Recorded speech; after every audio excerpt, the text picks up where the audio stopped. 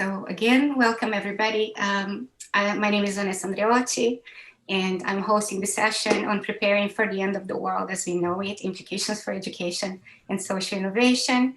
The session is sponsored or funded by the Peter Wall Institute for Advanced Studies at UBC, and we're grateful for the support, and we also have support from the Musagetes Foundation. Generally, we start with land acknowledgements, and I will repeat the land acknowledgement I did at the beginning of the session of the Musqueam people, who are the custodians of the place where I reside and also where I work, because UBC is located on the unceded territories of the Musqueam, who are speakers of the Hokombilan language. I also generally do another kind of acknowledgement that is coming from where I come from. My family is mixed heritage family with Guarani ancestry. And from the Guarani community, I learned another type of acknowledgement. But today I'm not going to do that because we received yesterday, actually this morning, a message from the communities that we work with in Brazil that I think will do the acknowledgement much better than whatever I could have done. I will share the message with you and the song that was shared with me this morning. And it is here. And I'll let you read as you listen to the song.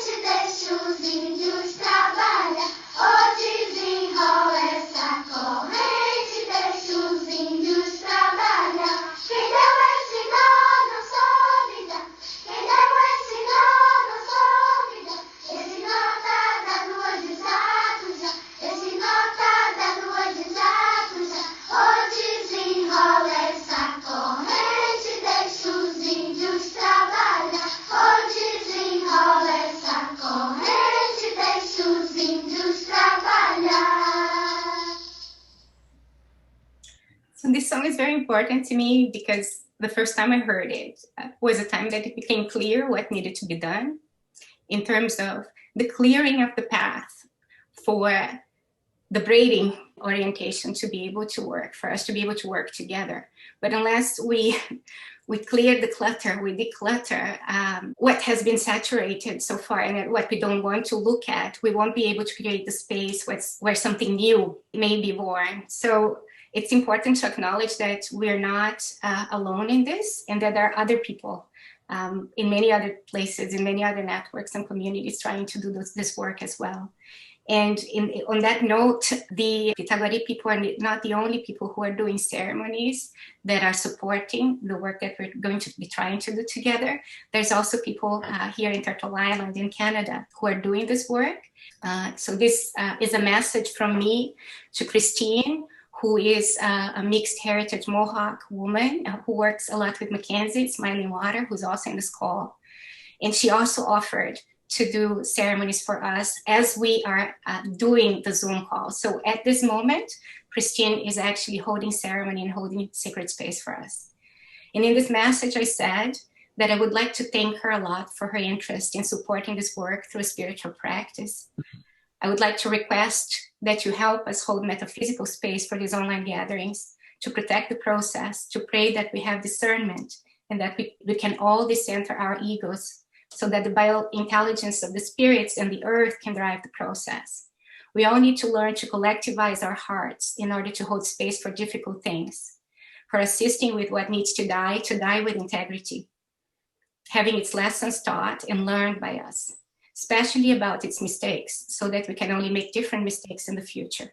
And I ask support to help us all to assist what needs to be born without suffocating it with our projections, expectations, and idealizations. Please ask the fire and the medicines in our names to help us all come together in a good way. So I would like to thank Christine again and Mackenzie for making this possible. So today is an introduction to the work that we're going to do together in the next 6 sessions. And so there's a little bit of logistical work that needs to happen, but we'll start with the logistical part first.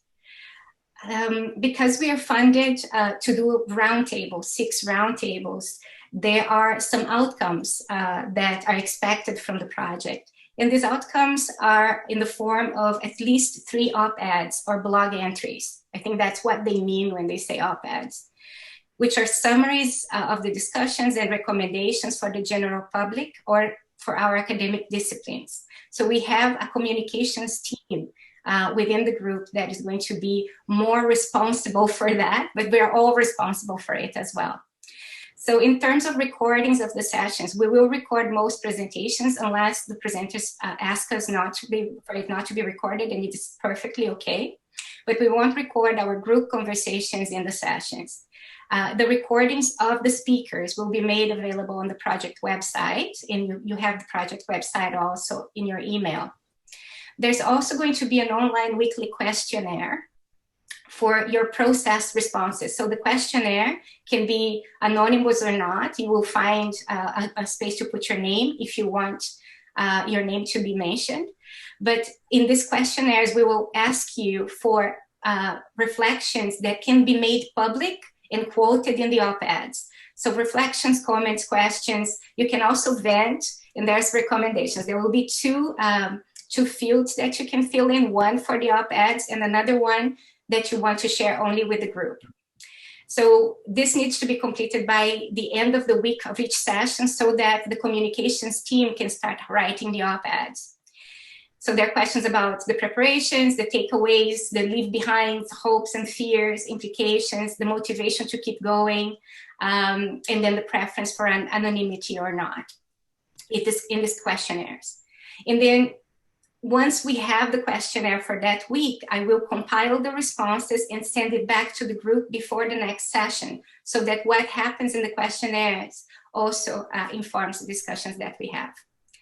In relation to the op-eds, they will be reviewed by the whole group and collectively authored. And we can use the authorship in different ways. It can be authored by the whole group or supported by, rather, authored by some people and supported by other people or advised by other people. Or we can use different words there to talk about people's relationship with the op-eds. And if you opt to be out of the op-eds, that's also fine. And it's important to remember that this is not research, but a collective effort to write the op-eds. However, if we decide to go in the direction of academic publishing at one point, you have a commitment from everybody and from me too, that if we decide to write an academic article about this process, it will be authored by all of us. So I'll let you just have a read of this slide and and I invite you to put in the chat if you have any questions about what is in here. So I'll start with my discipline of education. I've been in this discipline for about 22 years now. I try to summarize the challenges that I find in my discipline in 5 items. So the first one is that education has been used to promote colonialism and imperialism. So generally education, my discipline of education, is equated with schooling and generally with Western schooling. When we think about education, that's what we think about, but education is much broader than that. Schooling is one type of education, but it's very difficult to challenge what has been imprinted already in people's imagination. The other problem in relation to colonialism and imperialism is that Western schooling now is sold as a universal solution for poverty, and this is done through the SDGs. It's believed that Western schooling brings the promotion of social mobility, but it's social mobility in metropolitan, consumerist, and individualistic societies or meritocracies. And that has become a very serious issue in the discipline that makes it almost impossible for us to talk about education as something else. The second item is that education as we know it, and especially schooling, is also very, very strongly associated with what we call positive ego education. So it's either teacher or learner centered, but never centering the land or centering the world. It's always based on people's identities. It's focused on individual functionality in the current system and mastering of knowledge and skills, work readiness, hope, and self-expression. It's also now considering that uncomfortable learning is harmful to learners' mental health. So in the field, if we try to bring difficult issues to the fore, like the end of the world as we know it, like racism, colonialism, and questions where we have to look at human wrongs, more and more we are being prevented from doing that because the students, if we put the students at the center and their happiness at the center and well-being, this is perceived as something that can interfere with that, the discomfort, that students shouldn't feel uncomfortable. So this kind of education in its extreme can become extremely coddling and self-infantilizing. The third item that I chose was the idealization of children and of humanity. This is very, very common and also difficult to challenge in my discipline. There is a very strong consensus that we should be cultivating humanity or cultivating the virtues. But when we talk about humanity like that, we are making a distinction between human and inhuman, instead of seeing humanity in all its complexity. And once we make the distinction between the inhuman, we romanticize the human. We romanticize only about what is good about humanity, and we make it very difficult for us to talk about humanity's wrongs as well and brokenness. So there is an educational philosopher called Sharon Todd, who talks about the need for us to question this cultivation of humanity and perhaps talk instead about facing humanity, facing the good, the bad, the ugly, and the broken in humanity. The fourth item is the supermarket education orientation. Schooling has been going through neoliberal restructuring since the 90s, and before in other countries, but in the global north since the 90s. It's actually started in the 70s in Latin America. The focus of this supermarket education is on simplistic, feel-good learning, problem solving, and solutions. That also create the self-infantilizing tendencies and the tendencies for escapisms. Learners are not prepared to face difficulties, complexities, paradoxes, uncertainties, and wicked problems. So education fails learners in equipping them to deal with difficulties, complexities, paradoxes, uncertainties, and wicked problems. Education is also a site of polarizing politics, has always been and always will be, but lately with the social polarization and political polarization, we can see it being intensified. So you see teachers legally stopped from talking about gender and sexual identities in Brazil, for example. They are also legally stopped from talking about racism as systemic in certain states in the USA. And the UK has recently passed also orientation for teachers not to talk about anti-capitalist worldviews. The other challenge in the area, which is a big challenge, is that there's a corporation in the US called Pearson. It's also in the UK. It's a global corporation that is offering artificial intelligence education. So artificial intelligence-based online learning or schooling. And it's lobbying governments and has been lobbying governments for a long time to outsource education and close down university-based training. And they are offering actually a very cost-effective and very tempting proposal to governments. And generally unions, teacher unions are very interested in this discussion. And this is perceived as a threat to democratic education or to education where teachers would have autonomy over the curriculum and over what they do in the classroom. So with that in mind, in the margins of my discipline, I kept thinking about what could help us sit with the challenges, the global challenges, the unprecedented global challenges that we're facing today, including this idea of the end of the world as we know it. And what I think is important to focus on is this idea of negative education or negative shadow education, which is contrasted with positive ego education. So negative education, if positive education is about filling a cup or conquering a peak, negative education is about peeling the layers of an onion and creating generative, as opposed to immobilizing forms of chaos, so that new patterns of existence can emerge. It invites an inquiry into existence, supporting people to witness what exists and what insists, what they resist or try to run away from. So turning resistance into a teacher, how different modes of knowing and being mobilize different relations, possibilities, and transformations in the world. It's very difficult to talk and describe, talk about negative education and describe negative education because we probably haven't been too exposed to it. We can recognize positive education, but it's very difficult to describe what negative education is trying to do. So what I propose we do in the rest of my presentation is that we go through an exercise of negative education. And this is an experiment called Education 2048. We call it a head-heart experiment. The full text is available on the Decolonial Future site. This exercise was originally created for the conference Future for All in Germany that happened in August 2020.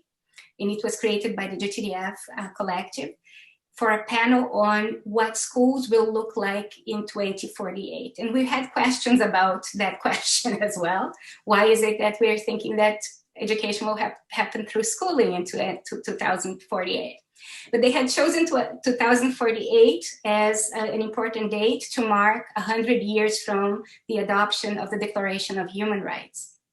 So in our experiment today, we will do three things, basically. Number one, you're going to be part of a scenario, and the scenario is that you're going to be transported to the 10th of December, 2048, in a world Skype call for people to decide the direction of education after a period of catastrophic events happening as a result of bad human choices, followed by a period where humanity managed to be taught by the consequences of their actions and to coexist in wiser and healthier ways.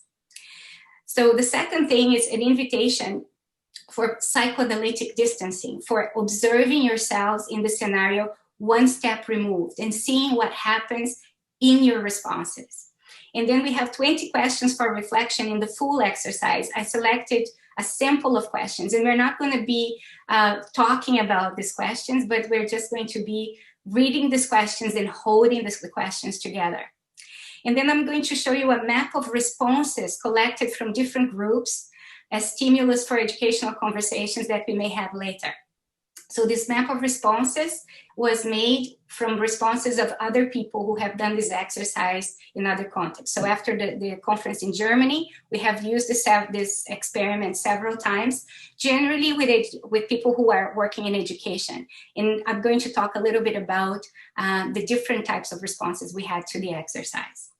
So are you ready? And if you are, I'm going to ask Azul to come in and help us through the exercise. Azul? Hello. Today is the 10th of December of 2048, and we are participating in a 3D virtual reality world Skype call with the intent to decide how we should educate our children and ourselves after the devastating impact of the events of the past 30 years, which were caused by human greed, arrogance, stubbornness, and unwillingness to learn from our failures.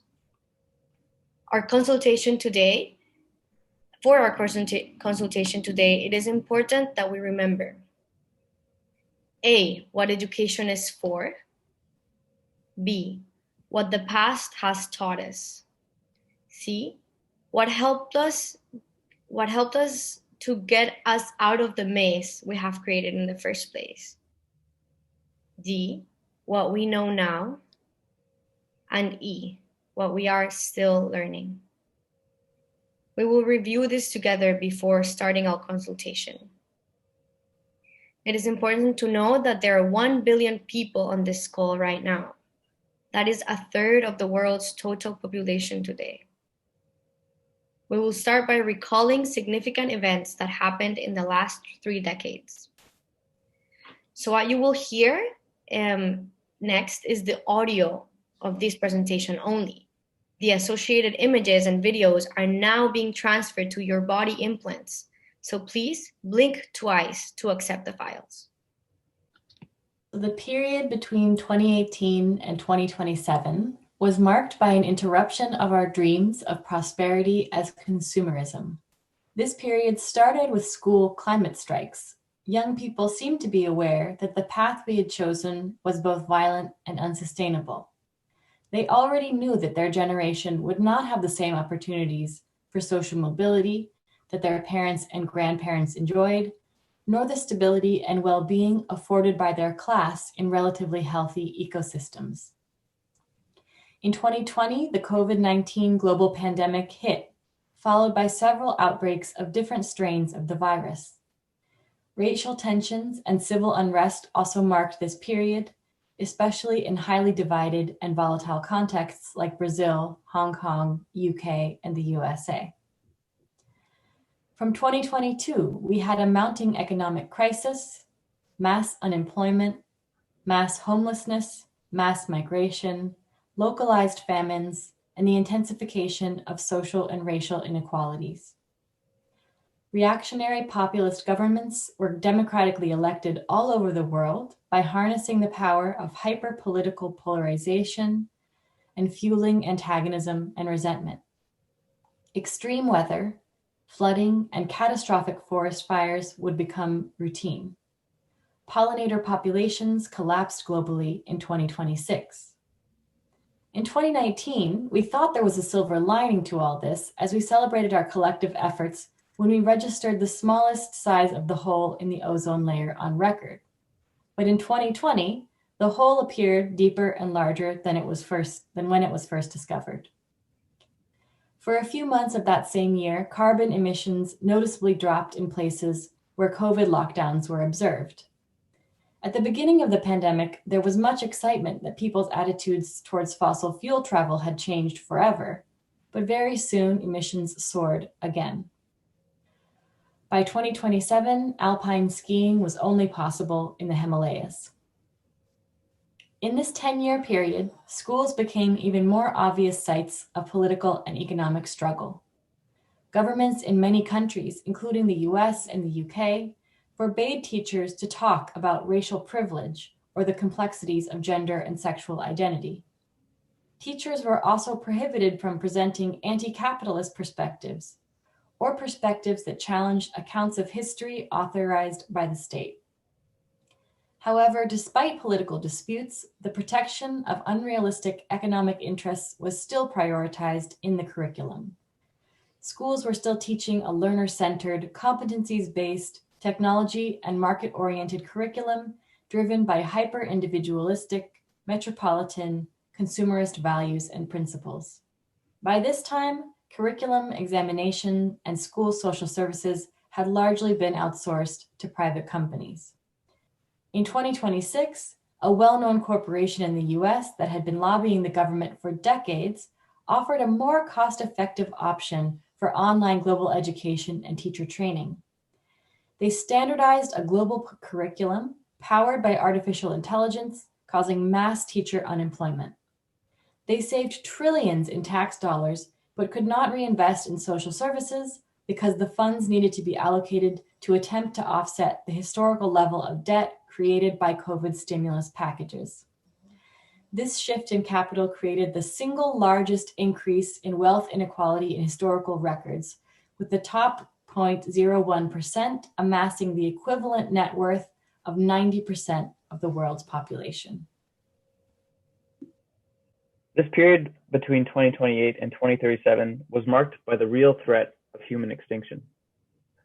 By 2028, the Amazon forest was down to a third of its size.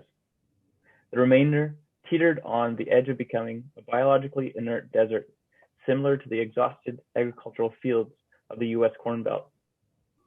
Ironically, the market share of Jeff Bezos' Amazon company was worth a third of the total global wealth.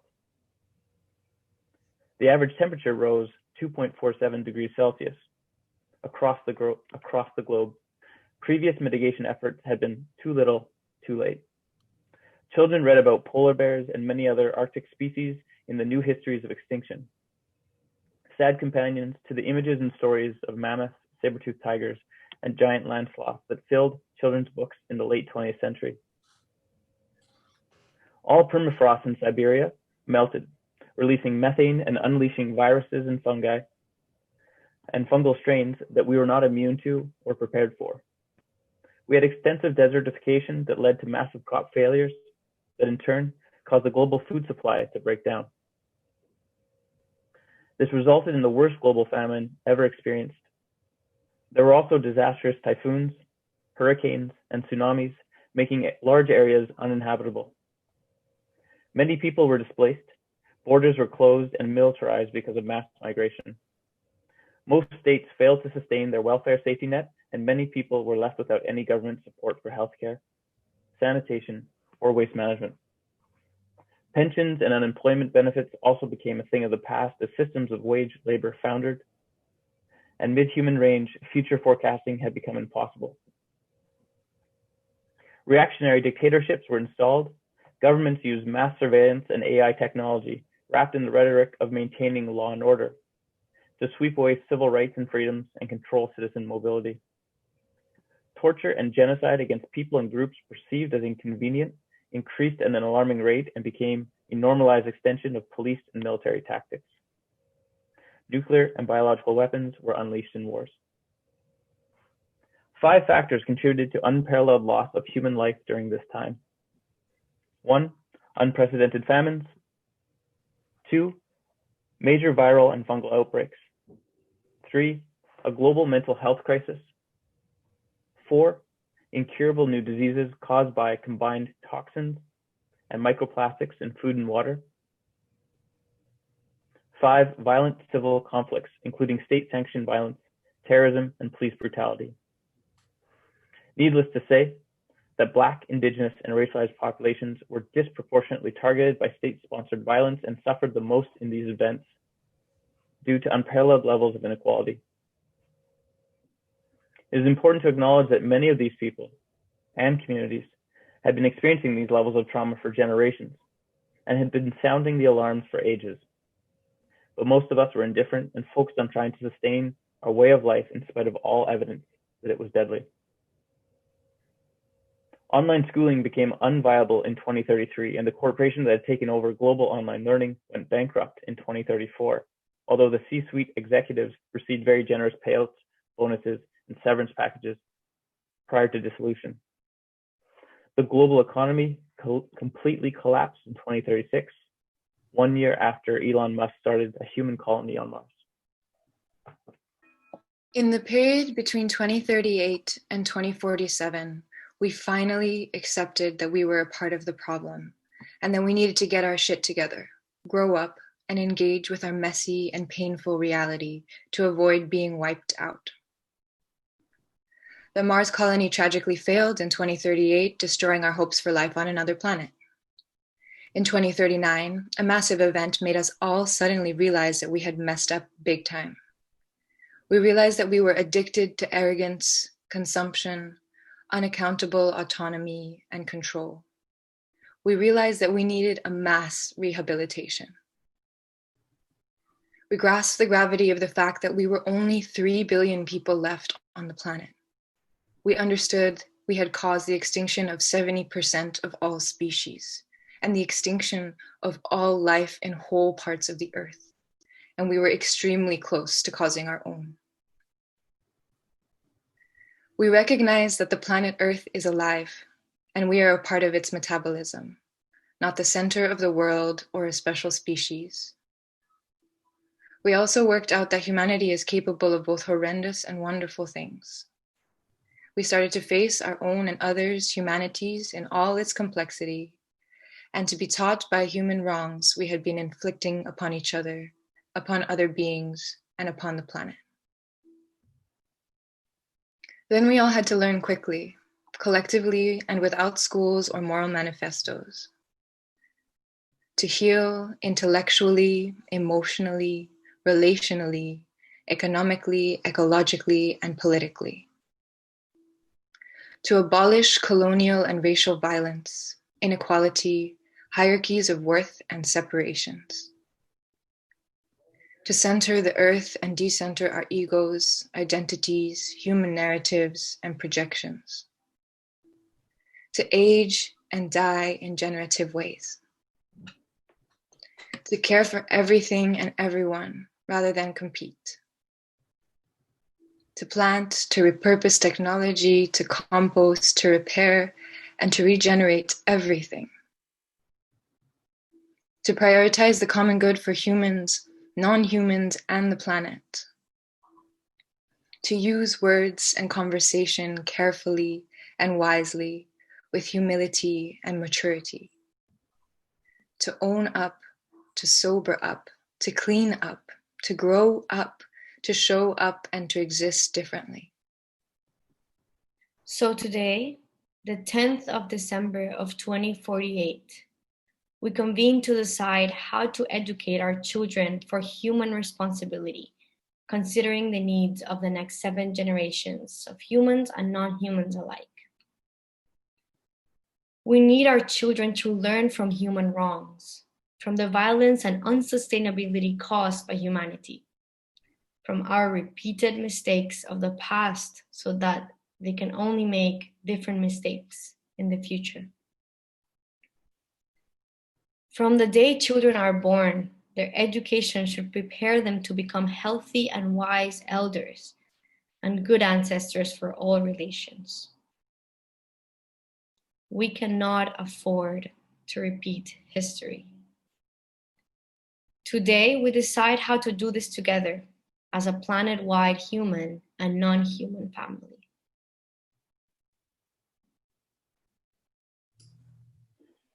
Thank you, Azul, Kira, Will, Sharon. This is the end of the scenario. After the scenario, we usually invite people to choose a number of questions they want to discuss. Some of the questions are sampled here. So they're dipping in questions, which are to do with what we imagine to have happened in the scenario. So what was the event that made us realize we needed another way to exist? What was the rehab process like? Was it painful, uncomfortable, difficult? Who are the people who survived, who perished, why? What did we fail to learn up to 2018 that could have prevented the most harmful events of the next 2 decades? And then there are diving deeper questions, like what effective responses emerged during this exercise? Anxiety, sadness, resistance, relief, excitement, hope, hopelessness, anger, frustration. How prepared are you to hold space for difficult, painful, overwhelming, and irritating issues and conversations without wanting to be rescued from discomfort or demanding quick fixes?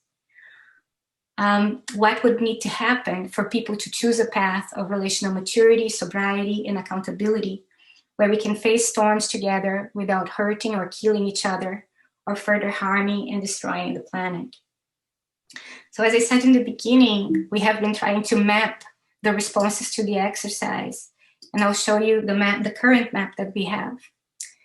So the first type of response that we have to this exercise is a response of relief. It's a relief with the articulation of catastrophes. So people who say this say that they have been feeling something is happening for a long time, but they needed to articulate. They find the articulation of it takes something off their back. Making it visible is actually anxiety reducing for the people who are in this assemblage, the first assemblage. They were also expressing anger at our inability to see this already happening, excitement that we're finally talking about it, and some skepticism in relation to the conclusions being drawn about what's happening. So a lot of people here would say, why did you finish the exercise on a positive note? Why didn't you leave people with the gravity of the fact that it may not end up like this? So we called it a depth orientation. Then we had others in the surprise assemblage, who were people who were surprised with the existence of the exercise. They were surprised with the exercise itself. They said that they were anxious about the unfolding of the catastrophe. So as they were hearing the first two periods, they felt really anxious, but they felt hope with the conclusion. So unlike the relief assemblage, in this assemblage, it was hope that held people in the exercise. They expressed concern for the length of time it could take for solutions to be found. And we call this the breadth or solution orientation assemblage. Then the next one is resistance. There was resistance. Some people expressed resistance to the exercise itself. Some even opposition to the existence of the exercise. Fear of hopelessness caused by the exercise. Sometimes even despair with the scenario, or feeling overwhelmed with the complexity of the situation.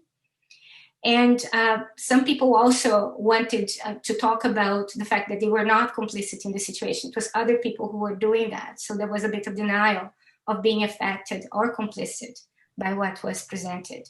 And we called it in our map the avoidance state. And then the most interesting type of response that we found was the response of bewilderment by the scale of the problem, some disorientation with one's own priorities. So then the question is, now what?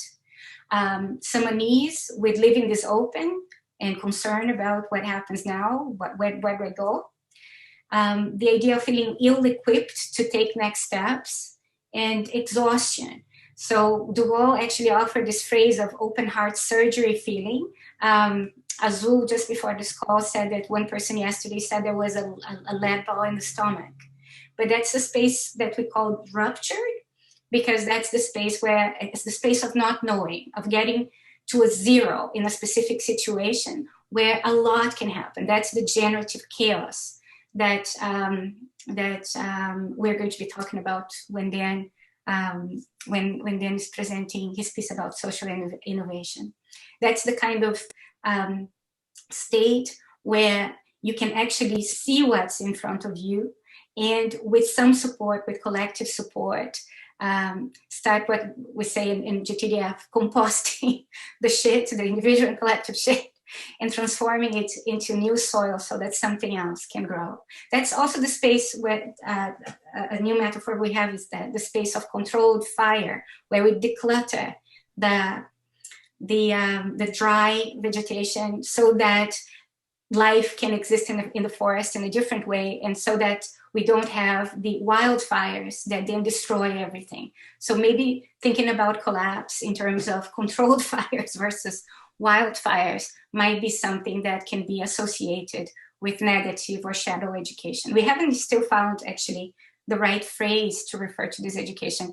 As much as it is complex or complicated to define it, it's very difficult to find a term that will land for people and will open the space for this kind of education to happen. So at this point, what I would like to suggest is that we take a break and say that we decided to do the exercise before we do our check-in, because we wanted to center the collapse, the questions of collapse we have to hold, rather than centering ourselves and our contributions in this conversation. But after the break, we will have about 20 minutes to go through everybody who's in the room. And what I'll ask you to do is to say who you are, where you're speaking from, and one thing that you feel is important to share with the group today in relation to what you have experienced. It doesn't have to be exactly about the scenarios or the exercise. It can be something that is probably burning, if you understand, if you have been exposed before to the metaphor of the bus, something that is burning in your bus. So 5 minutes, and then we'll come back to do our check-in. you can leave it open, or you can close the video and the audio if you want to.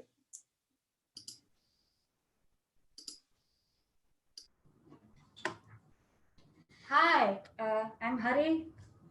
I'm attached to this one. I know what his snoring sounds like. I'm also here on Haudenosaunee and Anishinaabe territories. Thankful to be here.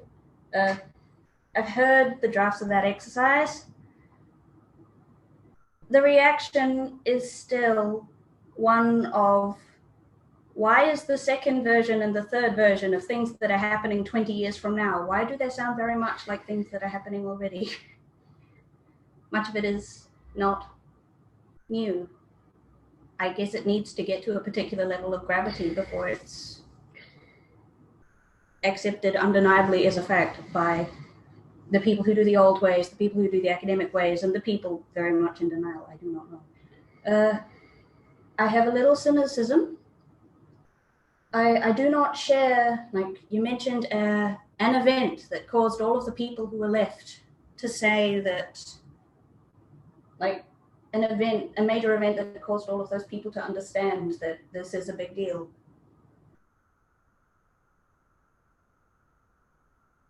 I have more faith in a bunch of smaller events reaching vaguely to that conclusion. I do not believe one major event of any kind will reach enough different people, some who hear in their hearts, some who think with their brains, and some who still take wisdom in through their feet. I do not know. But yeah, 1 minute. Yeah, I mean, I think you see this catastrophe happening in a smaller scale all the time. You see, I mean, but there's people on the front line, the people actually kind of facing the catastrophe in a very direct and visceral way. There's people that face it in a more abstract way in all sorts of places, all sorts of walks of life, I guess, all walks of life. Yeah. And it's not, I don't think, I also don't think it's going to be a single terrible event. It's going to be the water rising and hitting different people at the same time. So sometimes people that are way above the water suddenly just notice or realize or feel the water anyway. And sometimes people that are under are still kind of trying to shield themselves from the fact that it's kind of falling apart. So it's a complicated, drawn out process, which isn't always helpful. Sometimes you kind of just wish it was like a ceremony. It all just happens in a small amount of time, and all of that purging just comes in one go. But that's not how it seems to be going. Okay. I think the next person will be Camila and Dino. Yes, thank you, Bruno. So my name is Camila. I'm speaking from Brazil, from São Paulo, more specifically. And one thing that is burning in my bus right now is related to me and us expecting a baby, and she's gonna be due very soon. And I'm thinking, like, 30 years from now, it just suddenly changed the perspective. And now I think, like, I'll have someone from my like family line that will be 30 or 28 years old. So that changed a little bit the perspective. And then I felt myself in a kind of a mess in terms of priorities, like what shall I do and how will I keep going throughout these years, understanding the scenario in a lot of different levels inside myself. And as they said before, feeling that a lot of things are already happening. And yeah, I felt a bit lost in terms of priorities, considering this other person that is arriving soon in our close lives. Yeah. I'll pass the word to Gino. Hi, everyone. I'm Gino. I just found out a kind of delusional passenger on my bus who believes he's kind of prepared for the end of the world or many collapses. And then while I was thinking about that, I remember that last week was about 37 degrees in São Paulo during spring, which is a lot for that time of the year. And I had to spend like the whole day laying on bed because I couldn't really do anything. So this is kind of like the mood I have with me now. So I do relate a lot with this relief sort of response to this exercise. But then I remember like just a tiny bit of your life kind of like destroy this image that you create for yourself. And I think we have to pass on to Azul. Hola, I am Carolina or Azul. Good thing I put Carolina first, so I didn't have to go for the A. I would have been the first one. I am in Musqueam in Vancouver. I have a crazy view of downtown Vancouver where I can see the 3 bridges and yachts and helicopters and buildings as this whole narration is happening, which is very like Technicolor madness. I had to come into this rocking chair because I had to like rock myself a little bit to kind of like settle in the exercise, even though I've read it a couple of times already. Yeah, I am very interested in what the role of art, whatever that is, has to do in all of this path that we're trying to weave together. And how can that move? Yeah, that's something I've been dreaming and breathing about lately. And I'll leave it at that. I don't know who's next because in my list, next is Vanessa, but that makes no sense. So if someone can help me. Dan. Oh, it's Dan. Okay, Dan. There you go. Hi, yeah. I'm Dan, coming from Musqueam, yeah, Vancouver as well. Yeah, I'm kind of at a bit of a stress low point right now, and so this was fitting in a way, but also kind of overwhelming at the same time. But I like the almost sci-fi format of it. It reminds me of being a kid and reading like post-apocalyptic kind of sci-fi, and that stuff's always terrifying when it comes true. And I think it is it's a great way to really get your to feel into those consequences and to really see it vividly. So I really appreciate that. Yeah, I appreciate the happy ending too. So thank you for that, and thank you for this exercise. Really interesting. Thanks. And next person, Dan Mccarthy. Greetings all. I'm actually coming to you from Peter Schuler's traditional territory. He's on the call here, along with the Haudenosaunee, the Haldeman Tract, and I guess if we go back far enough, the Neutral Nation. So I am a prof at the University of Waterloo. I've had the privilege of meeting a few of you and working with a few of you, learning from a few of you. I'll speak to a bit of that.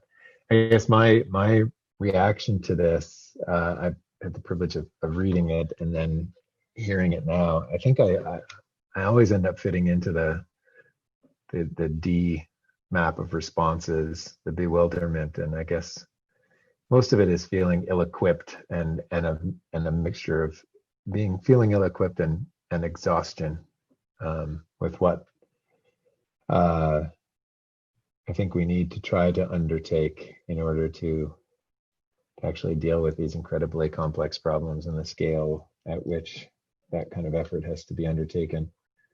But there's still a measure of hope that it can be, and I think there are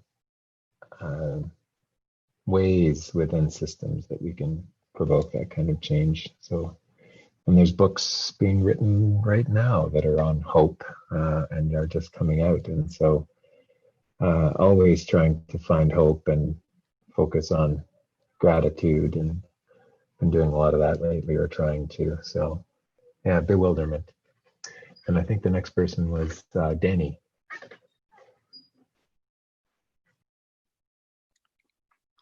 Hi everyone. I am speaking from Lisbon, where I live. I'm Brazilian, half Italian, half Brazilian.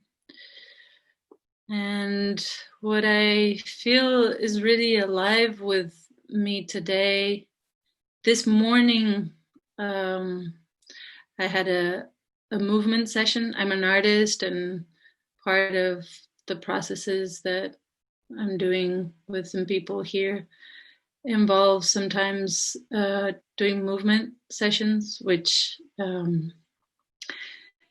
generally is with a lot of people in the same room, not these days. But there's something that happened today when I closed my eyes, which was time really went backwards and forward in a way that was overwhelming. And I think that's something that's alive with me a lot recently. And this comes also from conversations with Sarah, who's somewhere on this call too. And, the way in which sometimes it feels like our internal antennas can tune into a much wider temporality. And a lot of the time that happens when I close my eyes, and then when I open them, it feels that what's concrete here, this form, takes on too much importance. And so with this exercise that came alive to me again, there's times in which my antennas can really connect with what happened historically before even things that I don't know, and can connect with this scenario, which I feel in my body angst about already. Yet a lot of the times when I open my eyes in Portugal, in a scenario that compared to Brazil, things seem superficially a lot more okay in terms of form. You open your eyes and you kind of continue having life as modernity would like it to be still plausible. And so that's been a very mixed bag of feelings for me. And this exercise put me in that place again of the wide temporality. And I've expanded that minute a little. So next person.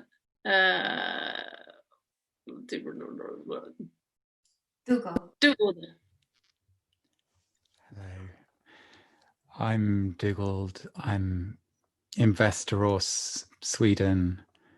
I often say Sweden is going to be the last country in the world to notice what is going on. Sweden likes to think of itself as the world's most modern country, but I think of it as the world's last modern country.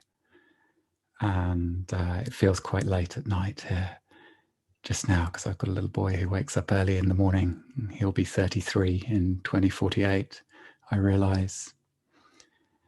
And I'd read the text beforehand, but as I was listening, what stuck out at me was the collapse of the AI schooling system and the schooling system in general in 2034, and that was perhaps the precondition for whatever the mysterious event was that allowed us to finally start composting our shit on a large scale. And then I was quite caught by the reflection on the four orientations or states, and particularly the state of bewilderment, the rupture state, the generative chaos of that. And I wrote down during the break that what was burning for me is how we invite people to the rupture state, care for them when they hit that rupture, and find ways of offering this invitation and care to as many people as need it. And after me, I think, is Elwood.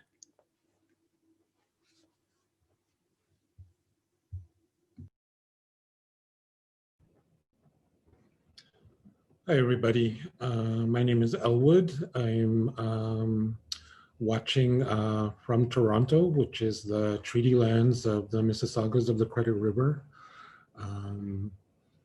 yeah, I always like to mention that. Just I'm not from here. I'm from Midwestern Canada, so I bit of a stranger here, but always wanting to acknowledge the work involved in meeting the people that are here, you know, and learning from them and being guided from them in the work that I do.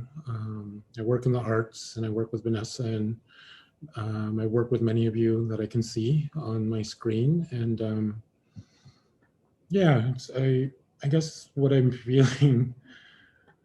I don't know. I live in a neighborhood in Toronto called St. Jamestown. It's probably the most densely populated neighborhood in Canada. It's probably about 2,000 people live in the building that I live in now. And you times that by about 20 in a 8-block radius. And it was just interesting to kind of read or listen to people reading about all these kind of world events that happened over the course of 28 years. And there's nothing but sirens outside my building. There was a police siren, there's a fire siren, there's sirens going off, and it just kind of felt very, I don't know if relevant's the word, but it just kind of felt like, no, this is kind of where we're at already in certain pockets of the world, you know. And right now there's a huge COVID outbreak in my neighborhood, and just thinking about how, yeah, I just think about how the contradictions of living in a place like Toronto, where one neighborhood north, like not even a 10-minute walk, is Yorkville, where you can buy a condo for $15 million. And that's where like Chanel and Gucci and all these places are. And it's just business as usual. Like you see the stark reaction, like the stark contrast between neighborhoods where, you know, it's quite quiet in my neighborhood on the streets, but then you go there and it's like COVID hasn't even happened, you know. So all these kind of levels of denial, and how do you I think it was Bruno who mentioned something about the water rising, you know, and people don't think about that, you know, until the water's above their heads, you know. And it's a constant recalibration for myself on how to sit with that or hold conversations for that, or even in the arts. I mean, I had a friend last night talking about, she witnessed a talk by Haruko, who's here, and she talked about this relationship to material and organic material. And she said, I have yet to encounter anybody in the arts that has that very unique relationship to making and their material. And I said, because you won't, because it's like 99.9% of the arts community is calibrated towards very different consumptive relationship with art making and art production and social mobility, all these kind of things. So I think about that. I think a lot about my work, you know, each day, where, you know, there's actually not a lot of people to have these conversations with. Again, these kind of, as Vanessa was framing it today, negative education. Everything's always has to be positive or reaffirming or human centering, self-centering. And for me, it's lost its allure. I mean, you know, I was right in there for 20 years, but over the last few years, it's not a wise investment of my time, nor do I get any nourishment from any of that. So yeah, I think I've taken up more than a minute, but it's kind of where I'm at right now. So thank you. And I think it's Felix. Felix. Okay. Thank you. Hi, everyone. I'm Felix in Athens. I spent most of the past few months on an island in Greece called Patmos, where John had the revelation of the Apocalypse, the last book of the New Testament. And the Apocalypse has been taken as an allegory for most of the past 2,000 or so years. And you understand why if you read it. It's full of monsters and really pretty dark stuff. It doesn't feel like an allegory when I listen to what I just heard. I a year and a half ago, I started to part with my with the mother of my daughter, because I started reading and familiarizing myself with science, and I couldn't talk to my partner about it. She just told me, I cannot bring up a 2-year-old or a 1.5-year-old and have this in my ears. I can't do it. And eventually we parted, and we have a wonderful relationship and a beautiful little girl who lives in Stockholm. But I measure the difficulty of talking about these things because I've sort of experienced it very personally. It's literally changed my entire life. So I'm grateful that this thing is happening. When confinement started, I'll end on this. When confinement started, I'm part of a group of people who get together because they have problems with alcohol and drugs. And when confinement measures started, it took us 2 days worldwide to recreate on Zoom what we had been doing all around the world in physical meetings. 2 days.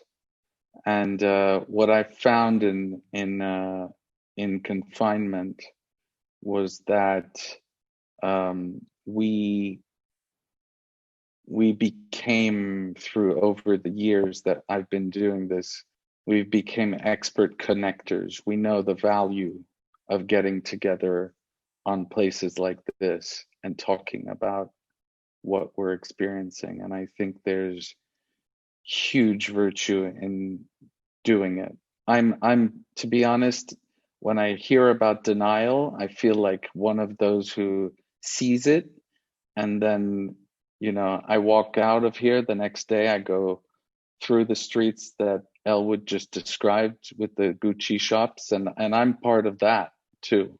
So I'm in constant back and forth between denial, delusion, and waking up and going back to sleep. And so I'm just very, very grateful to be part of this. Thank you. Sorry, and next is Francis. Yes, hi everybody. I'm Francis Wesley, and I'm in southwestern Ontario, sort of in the countryside between Waterloo and Stratford, Ontario. And I'm in my 70s, so my response to this, listening to it, was first one of kind of great weariness, because I do remember from as long as I'm an academic, but as very early days, I got involved in many more sort of action-oriented issues and problems, and it was really first around, how are we going to stop the environmental damage and save endangered species, and then it became around how people can innovate to improve the world, and so it's been a long time. And in terms of actual progress, systemic change, I don't see much. I see the world in many ways, and just in a word shape, continuing on the trajectory that it's been on as long as I've been in it and been aware of it and been thinking it needs to change trajectory. But I like the focus on education of this seminar, because I've come to think that, we do need to try to prepare for that future by thinking differently about education. And I guess the positive thing I've seen is in human nature, that I think that there is in most people a real capacity and even a hunger for understanding it, the deep story of other people, the deep story of the biosphere, the world we live in.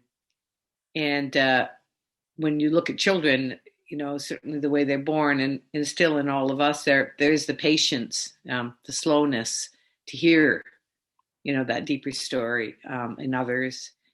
And when people do encounter that deep story, it builds this sort of empathetic bridge between people. And it also is a real stimulus for creativity, for capacities to think of things differently. So I don't think our education system tries to nurture that at all at this point. I think quite the contrary. It stresses superficiality. It stresses, a deterministic progress. It stresses kind of learning without deep understanding, and it certainly doesn't stress creativity. But I think it might be quite possible to change that educational system to move in a better direction. So, I think these are absolutely essential conversations to be having. And it's a real privilege to be with this particular group. So some of you I know, some I don't, but I think you are going to be the people who take the next way forward, and how we can improve this situation, how we can move forward. And to be honest, I think this scenario is absolutely accurate. I mean, I that's exactly what I think the way the world is going to progress. So we do need to start to prepare for, the angels of our nature to be more in charge than they are now, and to support children in particular in developing that. So I'll leave it there. And I think the next person, clearly it was Haruko. Thank you. Nice. Can you hear me? Yes, we can hear you. Now we can't. Now you've turned off your mic. How's that? That's better. Okay. Yep. Sorry for the technical dyslexia. I'm Haruko. I live on the unceded territory of the Musqueam, Squamish, and Tsleil-Waututh Nations in Vancouver. I don't think I've been reading Sherry Mitchell, who is an Indigenous teacher from the Penobscot Reservation in Maine. And she has said that, and I've heard this before, that humanity has been through this 4 other times. And obviously 4 other times we failed. And we are in the 5th one, and we're in a place of an evolutionary leap in which it's like a crossroads. So this particular time for me is quite important, that I pay attention to how I am in the world and what is happening around me. One of the things I realized is that the mind that created this cannot undo it, cannot resolve it, cannot find or present truly alternative ways of being. Whether we could heal the wounds we've created in the time that's left for humanity, I honestly don't know. One of the things I do realize is that, and this is coming from my work in human rights, the people whose backs are already against the wall, basically, and the fire is all around them, call out to the people in the more privileged places to act, to do something, because they have the power to do it. One of the privileges of being privileged is you can take whatever time you want, whereas the people who are sitting in the middle of the fire cannot. And often when the people in the fire call out for us to move, to get moving, to get our shit together, we go, well, let's have a meeting about that. Let's discuss that.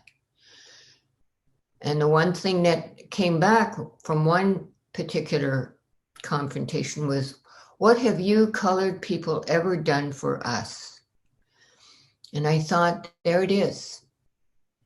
The idea of race comes in, the idea of poverty, the idea of not having privilege comes in as, well, even if you don't have those, what have you done for us? Without understanding that all of their privileges is based on the harm and broken backs of many other people. So I don't know if we can, as a collective of humanity, actually make the kind of changes that are necessary, but that shouldn't stop us from doing that.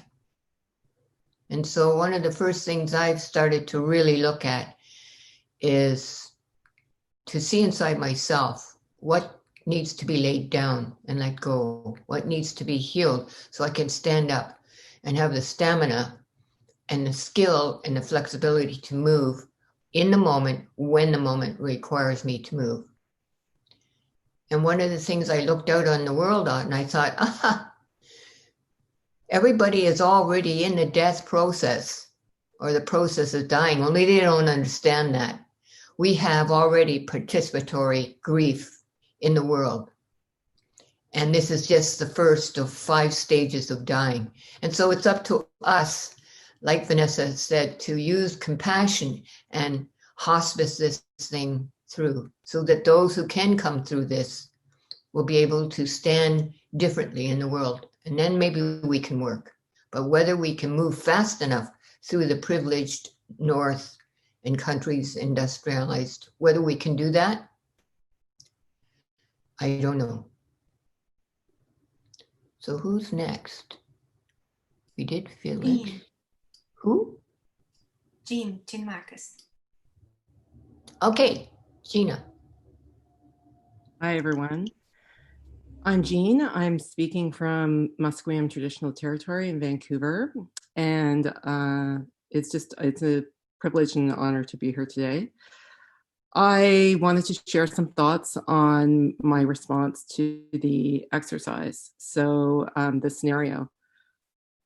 First, much like Dugald, I found myself doing the math of how old my child would be in 2048. She'll be 36. And I also found it quite fascinating, the mapping of responses into these 4 different categories. And I found it interesting for a couple of reasons. One, the first one was that why do we there's this human impetus to map and to categorize, and because I thought, well, I see myself in 3 or 4 of those categories, all of them. So I think that's worth being said. And I also wanted to share something personal, and which I think is relevant to this conversation because it gets at that 4th category of bewilderment. And it is, I have a genetic condition where I'm slowly losing my vision. And so I'm slowly going blind, and currently medical science can't fix it. And the reason I bring this up is because it's fascinating to live with an unfolding future that is coming. And yet, we can document it. The doctors and the medical system is looking to fix it. Yet that's not really what's needed. What's needed is to be able to have conversations and support and about what this new reality will be, how to be in this new reality. And I apologize if I can't quite express this. I mean, I wasn't prepared to really share this, but I felt compelled to. And I think about that in our education system. I think because I work in sustainability education at UBC, and we do a good job of teaching students about the crises and the science and what we're facing. We do a good job of getting them to develop the capacities and the skills to work in teams on solving these grand challenges. Yet there's a space where we're not doing a good job.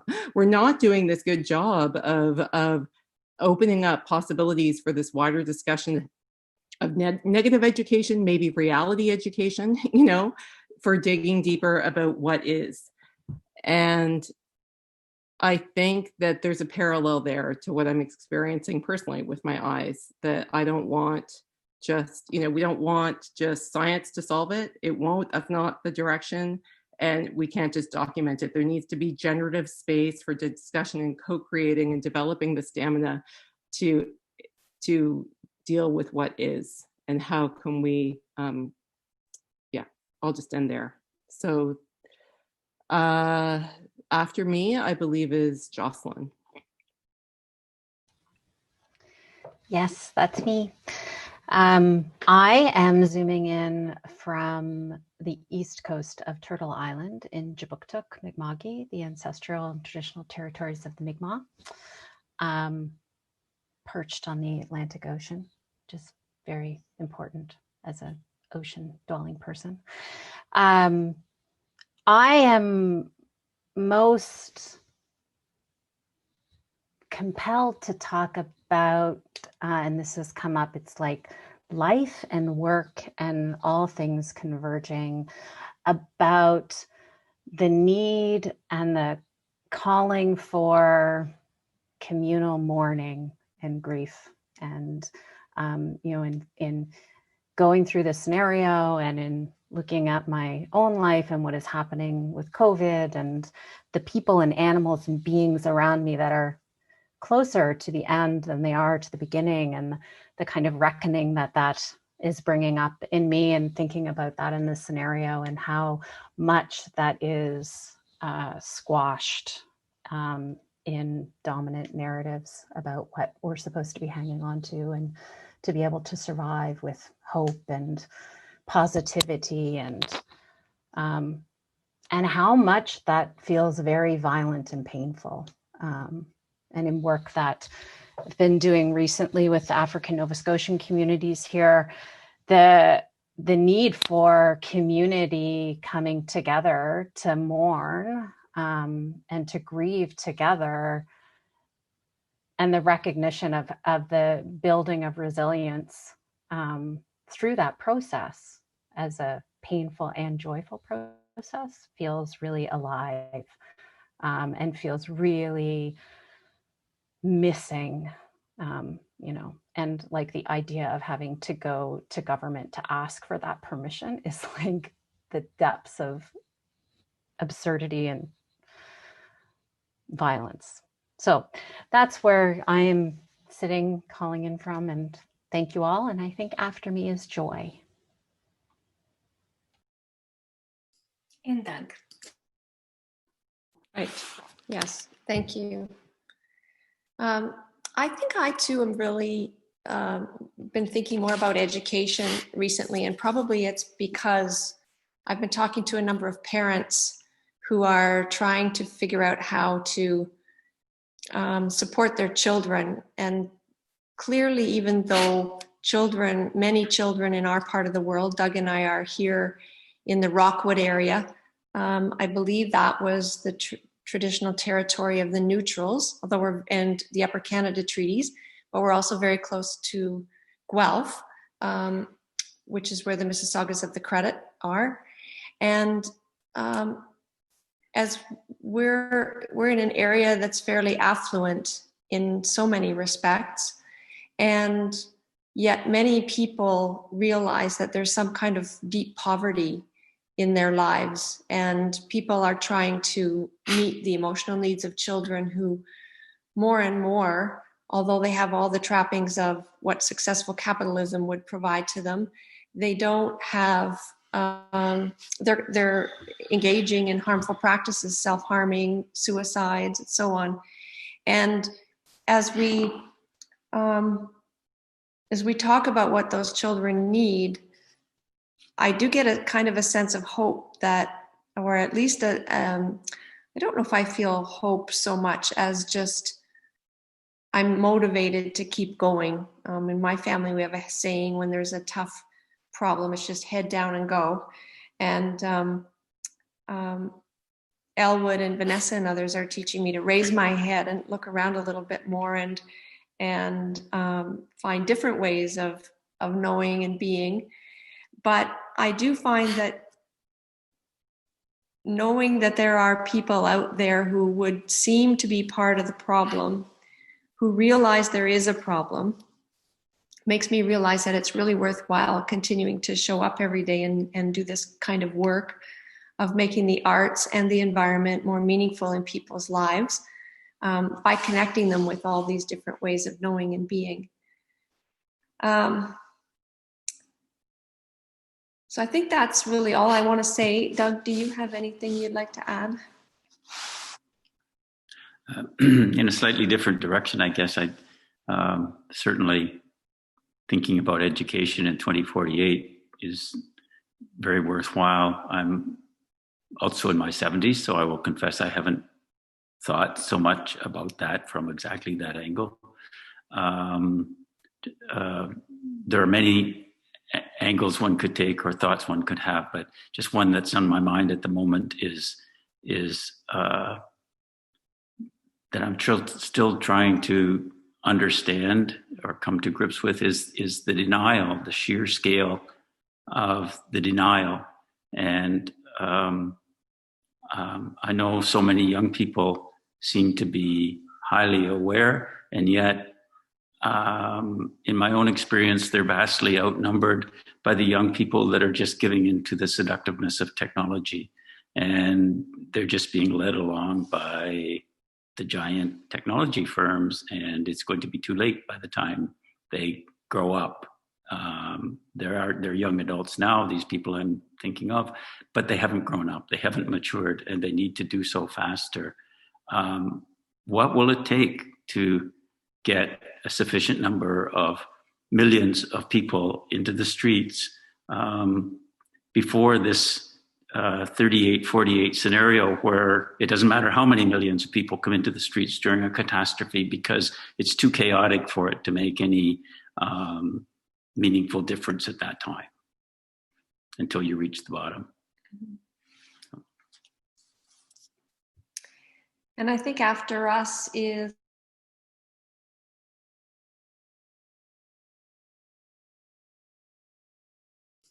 Kira. I think she got Joy got frozen. Kira. I think, yeah, just Joy froze. My name is Kira Royafe. I'm on the unceded and overlapping territories of the Musqueam, Squamish, and Tsleil-Waututh peoples. I come from a low-intensity struggle privileged position of a person almost finished with my undergrad. But I also come from the lands of Indonesia, the Philippines, and the United States of America through Irish ancestry and immigrants. And I carry those stories and traumas and gifts inside my body. I wanted to thank you all for coming, or for being able to encounter you guys today, and all the seen and unseen that brought you here today, including myself. What's resonating with me is positioning myself as a youth in these times, and this experience of this story, also relating to the levels of numbing that occur. Like the first time I read this story, I started weeping. Second, various different parts come out and hit you harder. But making connections between colonization and the atrophy of the senses. I forget who said this. I'm sure Vanessa could remind us. But seeing colonization as an atrophy of the senses and how we've become so numb to everything, and the importance of story and art in bringing us back to our bodies, bringing us back to this place, and to not be addicted to this forgetfulness. So what does it mean to not forget and to start remembering every single day? And how can stories and art and feeling how our bodily responses, like our bodily responses to things such as the stories or the exercises we do, ground us in staying here instead of denying and living in these crazy worlds that we've created, that we've mutually decided. I don't know if that was very unarticulated, but thank you for listening. Mackenzie. Can everybody hear me?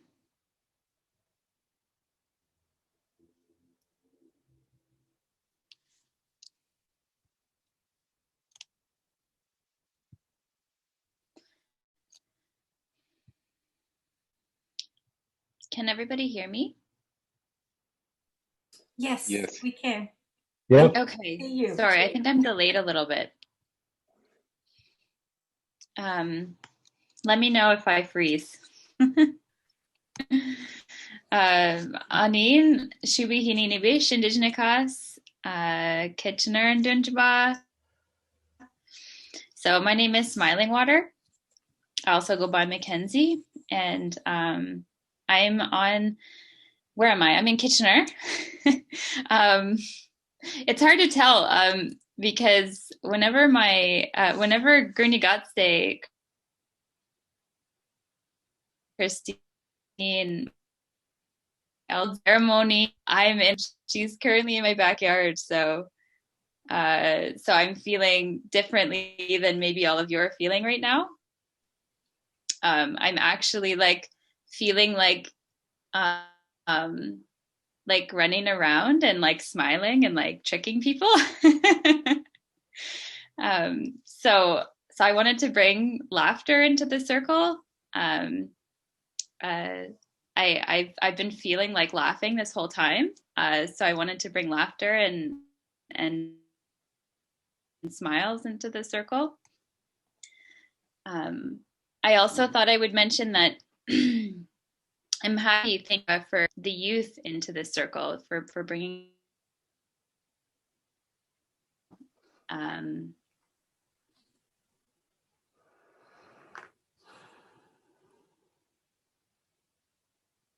think where of the category, and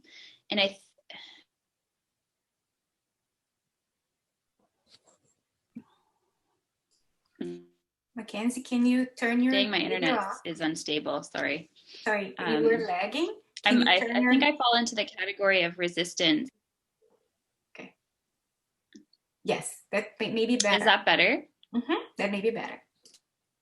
Okay. I was just saying that I've been feeling like I'm in the resistance category a bit, just because, and I was reflecting on this. I think because of my life stage, I got to thinking about some teachings that I learned from a Budawatami scholar, Mokchoankwe, or Barb Wall. And she talks about the 7 stages of Anishinaabe life. And I, even though I'm an adult woman in a colonial sense, I'm someone that has been on a journey of reclaiming culture and language and traditions and teachings. And so I'm a little bit delayed in that way. So I think, like, as someone who maybe identifies a bit more as a youth or a young adult, I'm kind of raring to go. I'm like, hey, let's roll up our sleeves. Let's get to work. Like,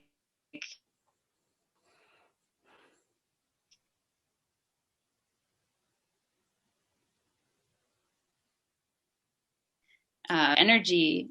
So I just kind of wanted to give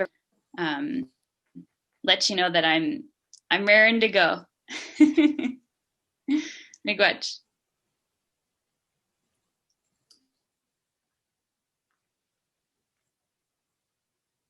Vanessa, you're muted, but I think I'm next. Okay. So I'm Molly Arthur, and I live on Coast Miwok land, on a site of a village that was called the Human Village, of probably one of the very first villages who entered Mission Dolores in San Francisco. I was going to talk about my response. So in looking at the responses, I searched for the word grief. Where was the word grief in there? Whether it was there or not, I didn't find it. And I had to I had to mute myself and turn off the video in listening to the recitation of the true horrors that were enumerated and recited at such length that I had to keen and I had to wail sitting here in this office, because, wow, at this moment to hear that, Yesterday, I was in a Zoom call giving a presentation to 15-year-olds at my old high school in San Francisco, 18 girls. And I was talking about my lineage and my background. And I just want to say how heartbreaking it was to be there through this medium of Zoom and how absolutely unsatisfying that was. And that medium of, oh yeah, so if that's the future, that is more wailing and more keening for my granddaughters here. And I had to get up and walk, and there was this beautiful patch of sun. So I stood in that patch of sun and I said, okay, let's think about your bus. And I realized that I was on this bus and it was careening and careening, and there was a crazy man driving this bus around. And I was stuck. And I, is there any other part? I'm in that thing. And then I'm here listening to everyone. And I said, it came to me because during this recitation, my takeaway was I had been working on some things, but boy, there is no excuse not to absolutely do as much as possible right now, to stop this. And it came to me that I needed to get out of that bus and stand in front of it and stop it with the real likelihood that I was going to be run over and killed. And that's what is going to be happening here, is we're going to have to get out here and put our lives on the line to make changes and deal with the grief and then the commitment and the vow and the devotion to say, this does not stand. I renounce it and I will die for it. Sorry, was a difficult time, Vanessa, to do this. Okay, thanks. Yeah. And I don't know who's next.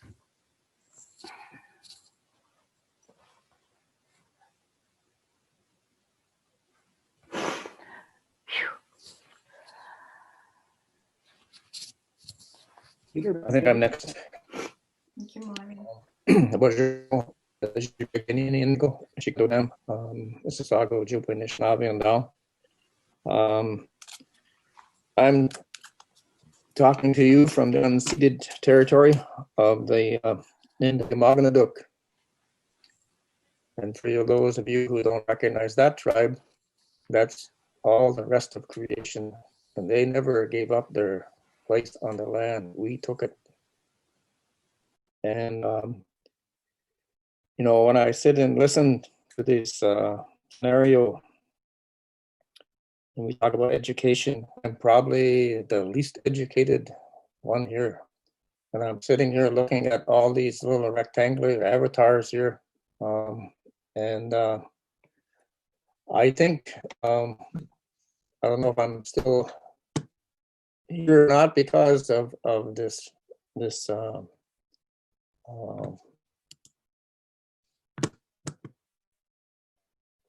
internet is not the best here. I've lost you guys 3 times already, but it's the loss of our stories that has brought us to where we are. And when I say our stories, I'm talking about all the indigenous stories around the world. And if you go back far enough, everyone had these stories at some point in time. Everyone understood exactly what these stories meant and what would happen if we ignored them. And so with our education system that's been imposed upon us, these stories were taken away. These stories were hidden, and these stories are discounted. And when I listen to all this, what's going to happen? My question is, who's going to survive? And the ones that survive, if it's the elite that survive because they have the best resources and most resources to be able to do this, what will they do? Will they retain their greed as their driving force?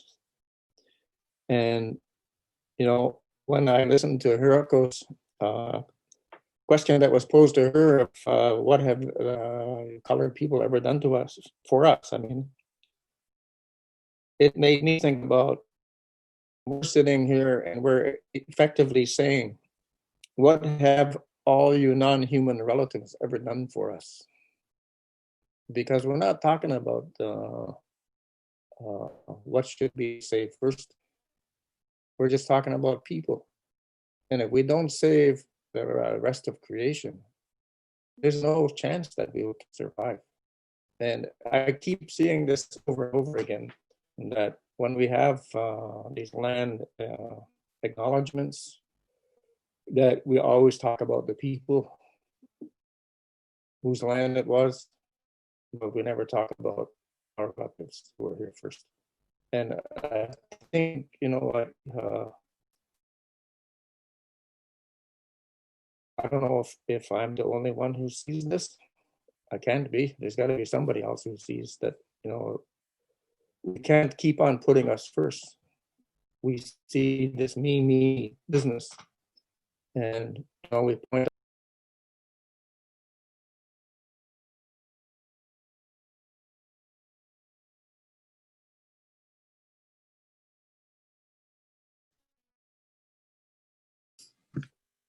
I think we lost Peter. No. okay, I'm back again, I think. So, I think this conversation, we really have to look at what's important, who's first. You know, the rest of creation was here before we were here. And we are trying to make it like we're the last ones here, not putting them first. And, you know, you have to go back to the chicken and the egg. You know, you can't have any eggs without any chickens. And we can't survive without any food. We can't survive without the rest of creation. And, you know, like, I think that's the whole crux of the problem, is that we have been forced to live with this model where human beings are first. And if you go back to indigenous teaching,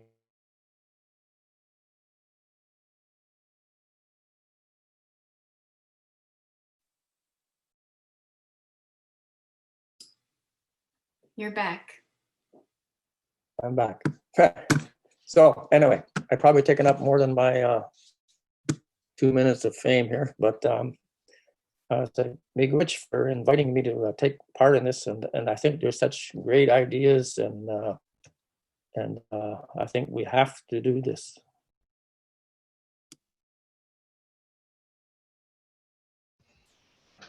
Yeah, hi everybody. My name is Rene, also speaking from the Musqueam lands here in Vancouver. I'll just say that I find it bewildering to what extent madness is internally coherent, and how this thing that is unfolding in a logic that almost cannot be derailed. When I first heard this script and I read it, and I was like, yeah, it makes sense. This will happen. These things will really happen, because that's kind of the mindset in which we are in. That's all I would like to say. And I'll pass the word to Sarah.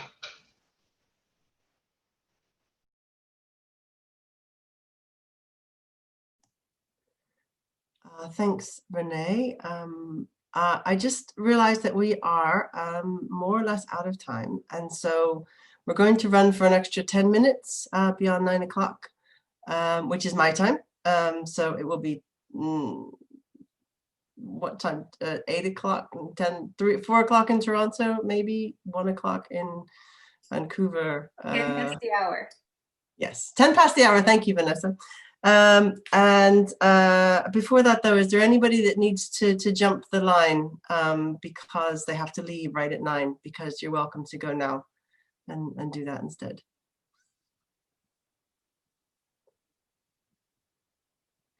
Dan, oh no, that's fine. Nope, nobody needs to do that. Okay, I think we have, is it 8 people left, Vanessa?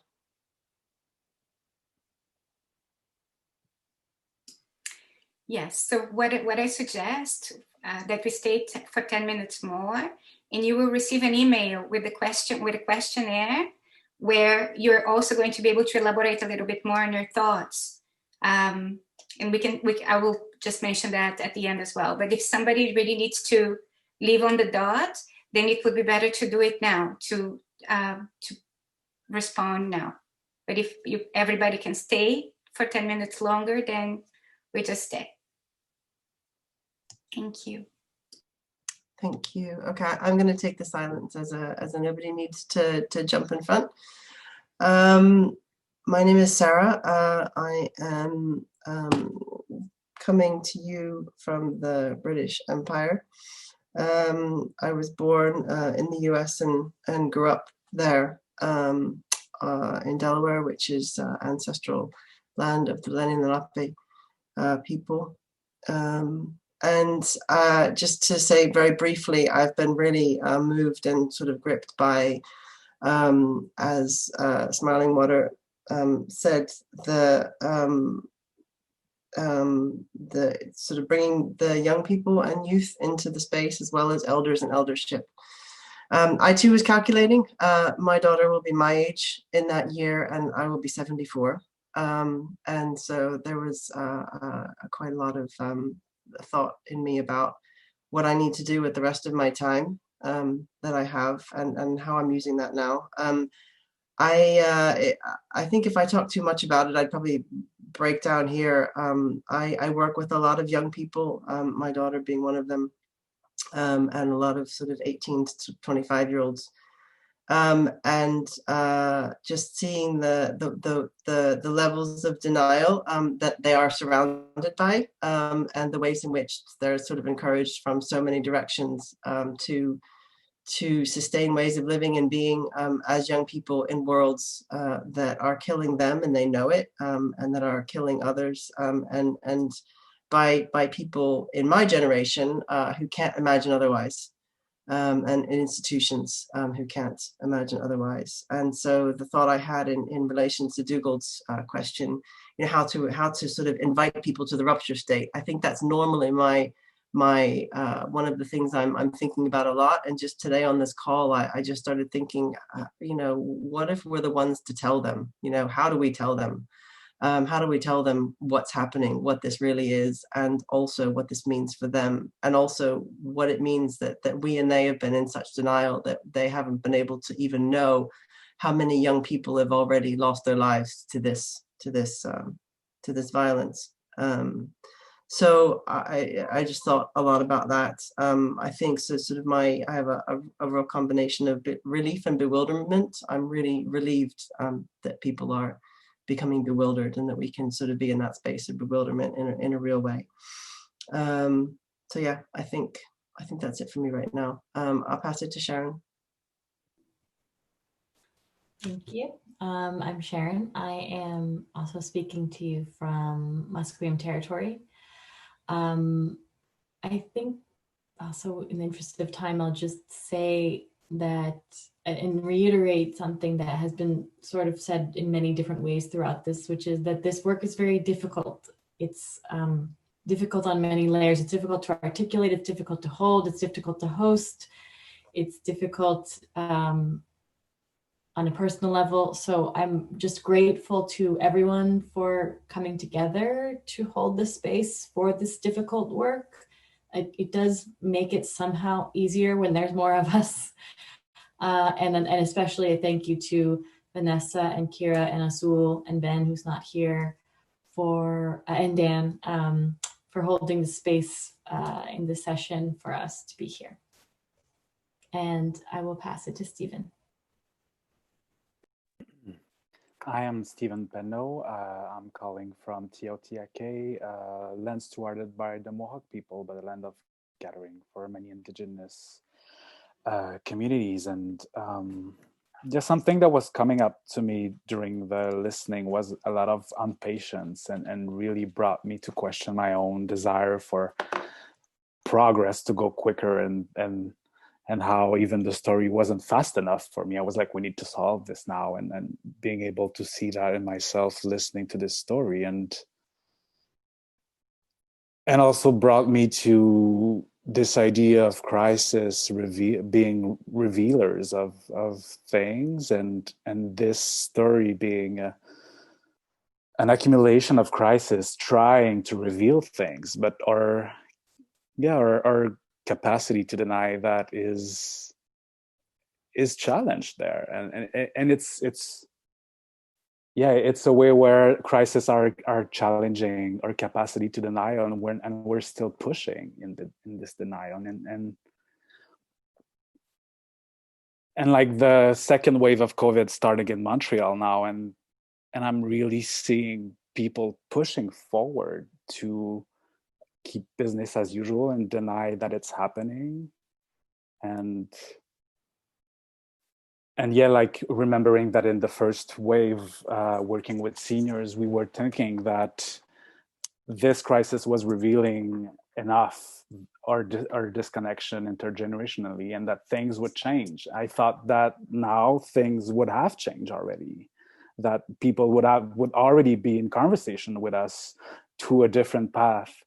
And then this morning I saw a new grant proposal for the government of Quebec, which is only talking about technologies for seniors and how we're going to help them be more alone, actually.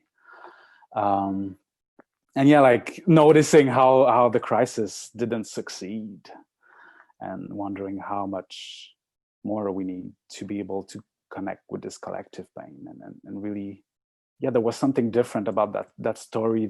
It's a story of collective pain, where we're used to be looking at individual pain and separating ourselves from it. So I'm really grateful for this. Thank you.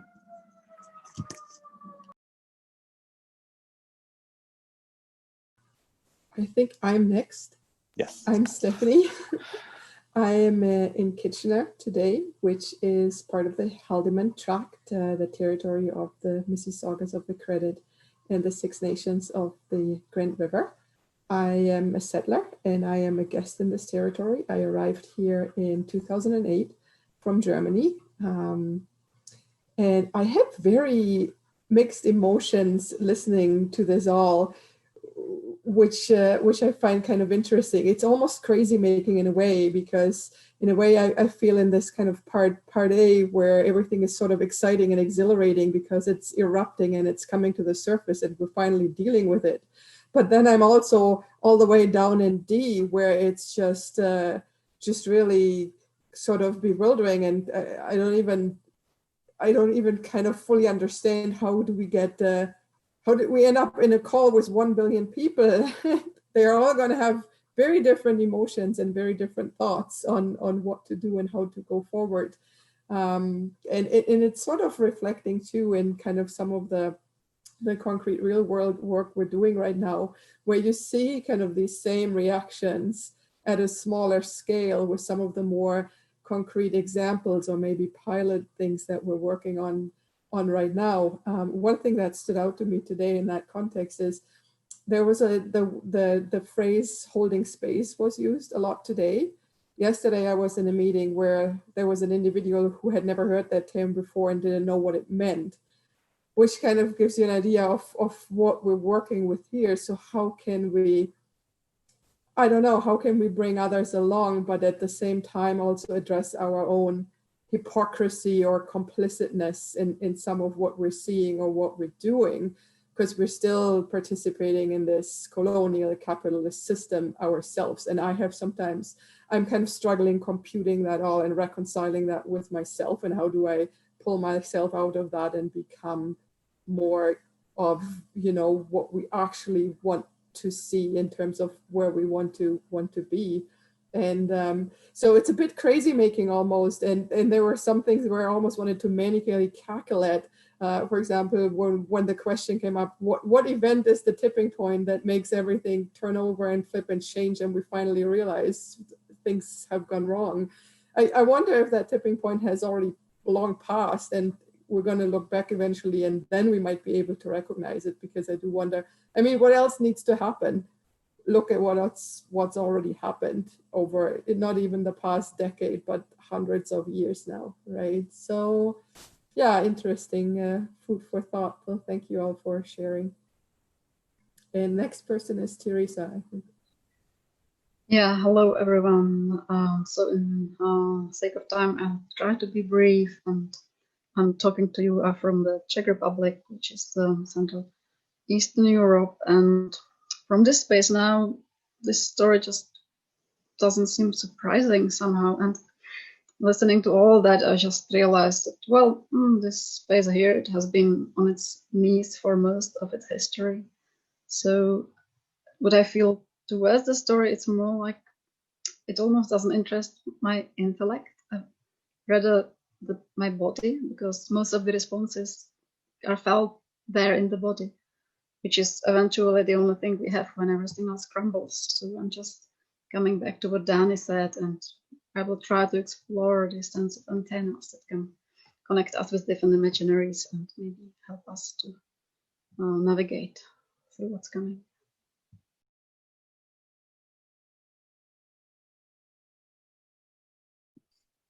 Tim? Okay, hello everybody. I'll be quick. I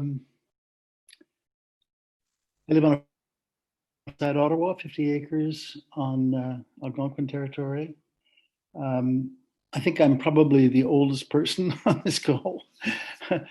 And so it made me think a little bit how differently I react now to how I would have reacted maybe 30 years ago.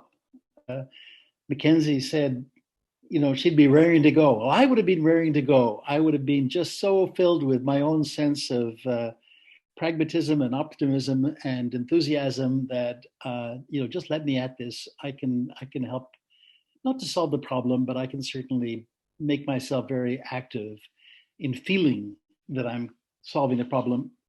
I don't feel that way now. I don't feel compelled to manufacture optimism in the way that we're all expected to when we have these discussions. I think, in fact, this is entirely plausible, as Stephen said. I don't think there's any evidence yet that humanity is learning, or at least the people who are in positions to exercise authority are learning. In a way, the pandemic is a kind of dress rehearsal, and we have clearly learned almost nothing in the last 6 months, even though we've been given a remarkable opportunity to reflect and learn from our mistakes. It's had little, if any, impact. So that's a bit of I think a reality check on our sense of optimism. It makes me feel sad. I do feel some grief because I think there's much of beauty and art and music and so on that is at risk. But I also have a funny kind of sense of retribution. Humanity has had, you know, a couple of thousand years to figure out how to live on and with and in this biosphere. If we blow it, then we don't deserve to be here. I agree with Peter. There are more than just humans at stake in this, and they probably will survive even if we don't. And maybe they deserve to survive in a way that we have not demonstrated that we deserve to. None of this makes me feel particularly pessimistic, although my sources of optimism may be a little bit odd in a way, I guess. Yesterday, I was reading about an astronomer at Columbia who has used mathematics to determine that we have a 50-50 chance of actually finding that we're living within a computer simulation. And he gave the mathematical proof, which I certainly couldn't follow, but in a way that gives me some hope. And I derive hope as well from the fact that, you know, scientists have told us that we are only conscious of 3 or 4 dimensions, but there's probably 8 or 10 dimensions in the universe. Not so much that there's no human agency or that we can rely on ex machina to solve these existential crises, but simply that our human rationality is so limited that even our understanding of what it is that we face when we talk about the apocalypse is completely unable to grasp what that means. So that's where I derive hope. And I'll leave it there. Leave it on to the next person, who I think is Teresa. No, Teresa. Sorry, you've been Vicky. Hi. Yeah, I live on Whidbey Island, the Coast Salish territory. So very interesting. Yeah, I've been watching. I became aware of overshoot and collapse in the late 1980s. Spent most of my career, if you could call it careering around. Most of my work trying to prevent it or stave it off or whatever. A couple of years ago, I became aware of deep adaptation community, and that's really helped me come to grips with the failure of the solutionary self. And I actually felt utter relief at that scenario. I am like so up for conversation with people who can face reality, and whether it's a spiritual or a material evolution, I'm good with whatever it is. I'm very grateful for the maturation that this is offering me and whoever else wants to go with it. I'm 75, so you may not be the oldest person, Tim. I'm still the oldest. Sorry. Okay, fine.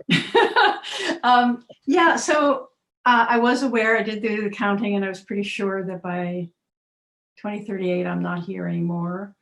It did inspire me to, sort of pedal to the metal, go for it. Not in any anxious way, but just like as long as I'm here, I'm gonna participate. I think it's a weird assumption that there's going to come a time in 2048 when we're going to go oh, maybe we should think about education.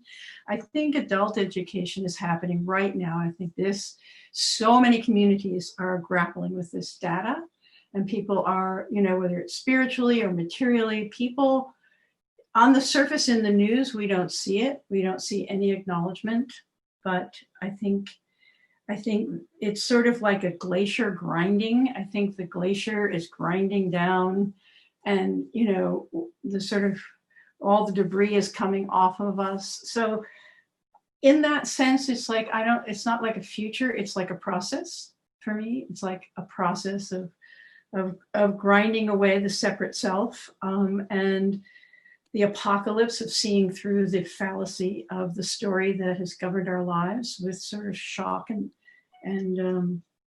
curiosity about where else in myself can I look for a self that can be in this world. I'm pretty jaundiced about a lot of stuff, but I'm always open for surprise. So yeah, and I think that education is also going to be accompanying people. I'm not sure we're going to be able to pull off the billion people big deal thing. I think all of us will accompany other people, however many. Could be just one kid, could be a classroom, could be through leadership. I think that's what we're going to do, is we're going to accompany one another in sort of a chain migration into the whatever future. Anyway, so I'm good. And we're one more, Will Valley. Thanks, Vicki. Hi, my name's Will Valley. I'm on the traditional unceded territory of the Musqueam, Squamish, and Tsleil-Waututh. I work at UBC in Faculty of Land and Food Systems. The scenario reveals to me that I have a capacity to numb myself, which I already knew, but so what this scenario just takes me to that place very quickly. Like, it's inevitable, and I try not to get emotionally attached to it, which is a problem I'm trying to address. Thinking about the generative value of this activity, and clearly it is hugely generative and valuable.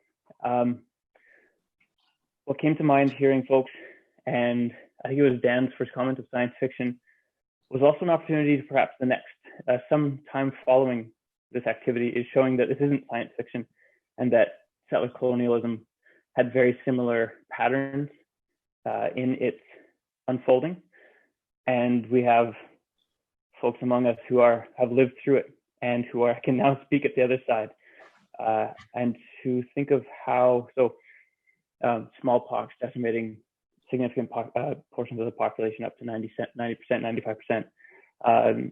A new education system coming in, residential schools, and not saying AI and residential schools are equivalent, but there's just these parallels of changes and adaptations and what folks experience, the Indigenous communities experience, and how we might parallel this activity with those narratives, only to show that there are those that are strong among us and who have survived what we are calling the end of our world as we know it.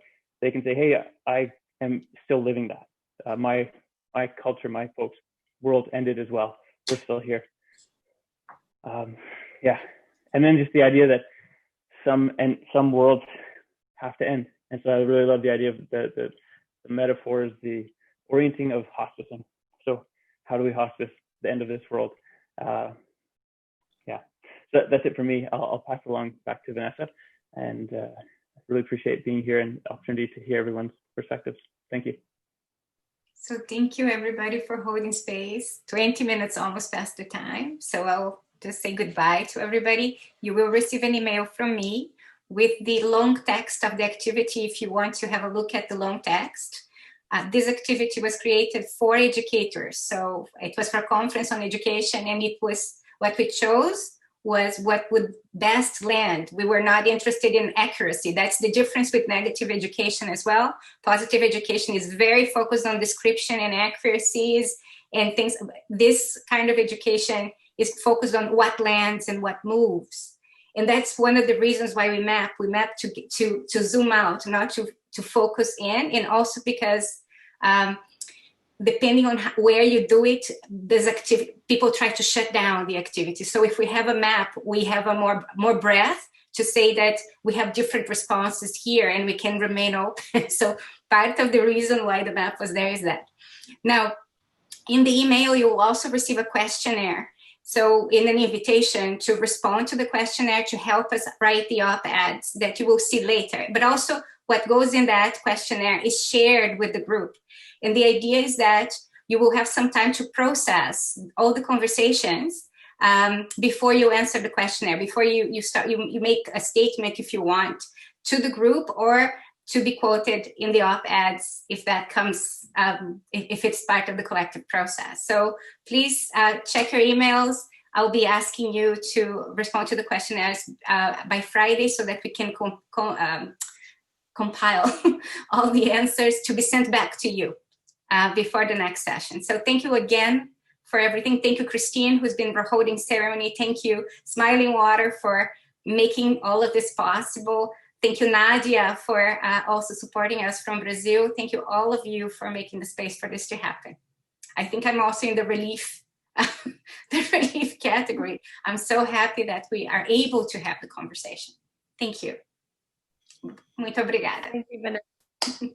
And see you next week, same time. Okay. Bye-bye. Bye-bye. Muito obrigado. Bye, guys.